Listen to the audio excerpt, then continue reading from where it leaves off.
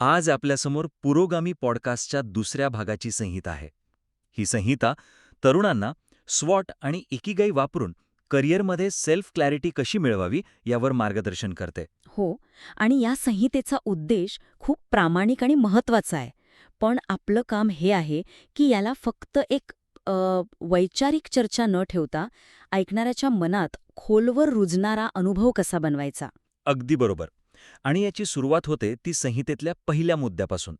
यात स्वतःला ओळखण्यासाठी स्वॉट विश्लेषणाची चौकट दिली आहे, जी विचारांना दिशा देण्यासाठी उत्तम आहे. पण पण ती मांडण्याची पद्धत थोडी सामान्य वाटते, बरोबर? हो, म्हणजे ती चौकट सैद्धांतिक पातळीवर थांबते आणि वास्तवापासून थोडी दूर वाटते. असं वाटतं की स्वॉट हे एक युनिव्हर्सल साधन आहे. नेमका तोच मुद्दा आहे. विचार कर, बीडमधल्या एका तरुण शेतकऱ्याच्या मुलासाठी आणि पुण्यातील IT प्रोफेशनलसाठी स्वॉटमधले धोके आणि संधी सारखे असू शकतात का? नाही, अजिबात नाही. दोघांचं वास्तव, त्यांच्या मर्यादा, त्यांच्या संधी सगळंच वेगळं आहे. अगदी. म्हणजे सध्याची संहिता फक्त स्वॉट आणि इकिगाईची ओळख करून देते, पण ती महाराष्ट्राच्या ग्रामीण किंवा निमशहरी भागांतील तरुणांच्या आर्थिक सामाजिक वास्तवाशी जोडत नाही. आणि त्यामुळे हा सल्ला खूपच ॲब्स्ट्रॅक्ट वाटतो. जणू काही आपण एका कॉर्पोरेट ट्रेनिंग रूममध्ये बसून हे सगळं ऐकतोय. हो, आपल्याला हे लक्षात घ्यायला हवं की मराठवाड्यातल्या तरुणासाठी स्वॉट हे फक्त करिअर प्लॅनिंगचं साधन नाहीये. ते एक अस्तित्वाचं साधन आहे, सर्व्हायव्हल टूल. बरोबर.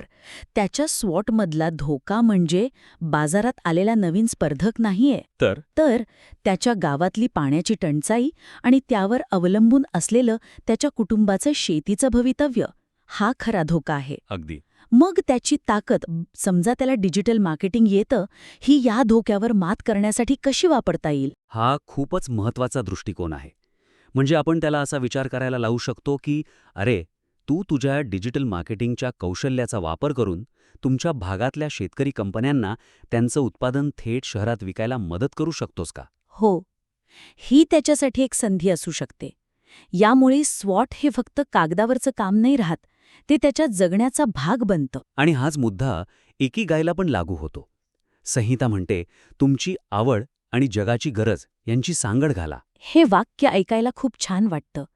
पण मराठवाड्यातल्या गावात, जिथे सरकारी नोकरीतच स्थैर्य असतं, ही मानसिकता आहे, तिथे ह्या वाक्याचा अर्थ काय? खरंय, तिथे लग्नाच्या बाजारात एका तलाठ्याला जेवढी सामाजिक मान्यता मिळते, तेवढीही एका खाजगी कंपनीतल्या ग्राफिक डिझायनरला मिळत नाही, हे वास्तव आहे. म्हणजे इकिगाईबद्दल बोलताना आपल्याला या सामाजिक वास्तवाला पण ॲड्रेस करावा लागेल. हो, आपण असं विचारू शकतो की तुमची आवड असलेल्या खाजगी क्षेत्रात तुम्ही इतके कुशल होऊ शकता का की नोकरीच्या अस्थिरतेची भीतीच नाहीशी होईल, आणि मग सामाजिक मान्यताही आपोआप मिळेल. किंवा आवड आणि सरकारी नोकरीची गरज यांचा काहीतरी सुवर्णमध्य साधता येईल का? बरोबर.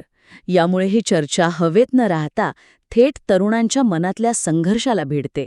तर पहिला आणि सर्वात महत्त्वाचा बदल म्हणजे या संकल्पनांना महाराष्ट्राच्या मातीशी जोडणं. तर हे झालं काय बोलायचं याबद्दल. आता ते कसं बोलायचं, म्हणजे संवादाचा सूर, हाही तितकाच महत्त्वाचा मुद्दा आहे.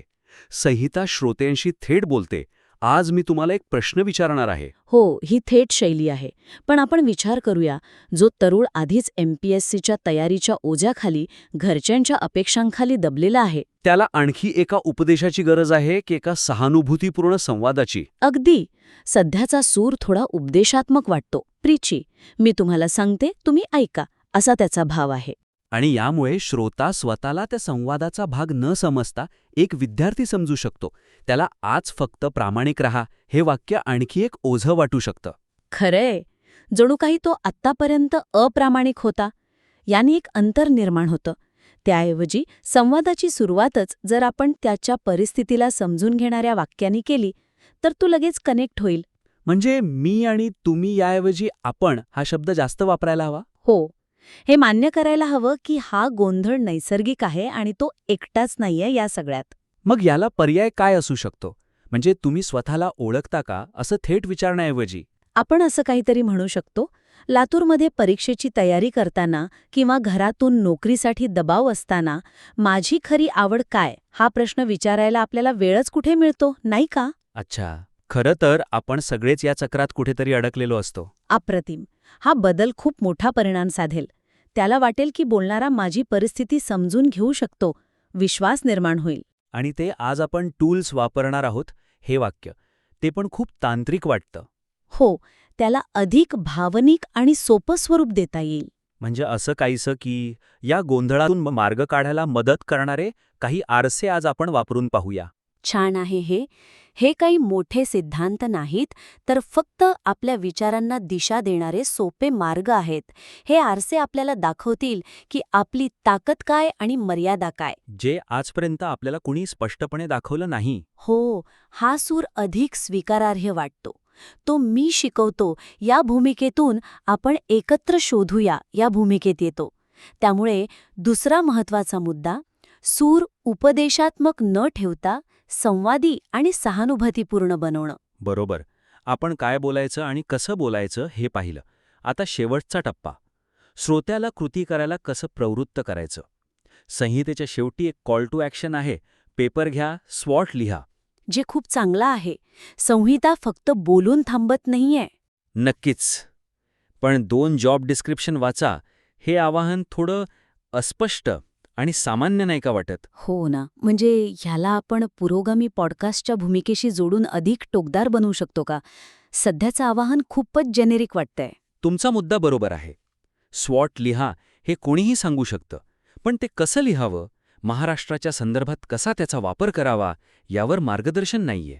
म्हणून श्रोत्याला एक छोटा, विशिष्ट आणि विचार करायला लावणारा गृहपाठ द्यायला हवा, जो केल्यानंतर त्याला पुढची दिशा मिळेल. 2 जॉब डिस्क्रिप्शन वाचा हे खूपच अमूर्त आहे. कोणती, कुठे वाचायची? त्याऐवजी आपण त्यांच्यासमोर 2 टोकाचे पण वास्तववादी पर्याय ठेवू शकतो. उदाहरणार्थ, आपण असं म्हणू शकतो की आज एक प्रयोग करा एक तलाठी भरतीची जाहिरात डाउनलोड करा. आणि दुसरी तुमच्या जवळच्या शहरातील एका ॲग्रीटेक कंपनीची जॉब पोस्टिंग शोधा. वाह! एका कागदावर दोन्हीसाठी लागणारी कौशल्य, कामाचं स्वरूप, मिळणारा अंदाजित पगार आणि सामाजिक स्थान लिहा. आणि मग त्यांना विचार करायला एक चौकट द्यायची. हो. आता शांतपणे विचार करा, कोणत्या मार्गात जास्त शिकायला मिळेल, कोणत्या मार्गात धोका कमी वाटतो. सरकारी नोकरीत स्थैर्य आहे पण वाढ मर्यादित आहे. ॲग्रीटेक कंपनीत धोका आहे पण वाढ आणि शिकण्याची संधी अमर्याद असू शकते. तुम्हाला पुढची 10 वर्ष कोणत्या वातावरणात घालवायची आहेत? हे त्याला फक्त नोकरी नाही तर एक जीवनशैली निवडायला मदत करेल. हा करिअरचा नाही तर मूल्यांचा निर्णय आहे. अगदी. आणि संहितेत कायझेन म्हणजे लहान बदलांची संकल्पना आहे. ती उत्तम आहे, पण तिलाही आपण अधिक ठोस स्वरूप देऊ शकतो. म्हणजे मोठा बदल आजच करू नका हे सांगण्याऐवजी एक छोटा कमी जोखमीचा प्रयोग सुचवायचा. हो, जसं की जर तुम्ही पूर्णवेळ स्पर्धा परीक्षेचा अभ्यास करत असाल, तर आज फक्त अर्धा तास कोडिंग किंवा सोशल मीडिया मार्केटिंगसारखं एखादं नवीन कौशल्य ऑनलाईन शिकून बघा. अनेक मोफत कोर्सेस आहेत. फक्त आवड निर्माण होतेय का ते तपासा. हे तुमच्या मुख्याभ्यासाला पर्याय नाही. पण भविष्यासाठी एक प्लॅन बी तयार करण्याची ही पहिली पायरी असू शकते. आणि याला वास्तवाची जोड देताना आपण हेही सांगू शकतो की या परीक्षांमध्ये यश मिळण्याचं प्रमाण 1% कमी आहे. बरोबर.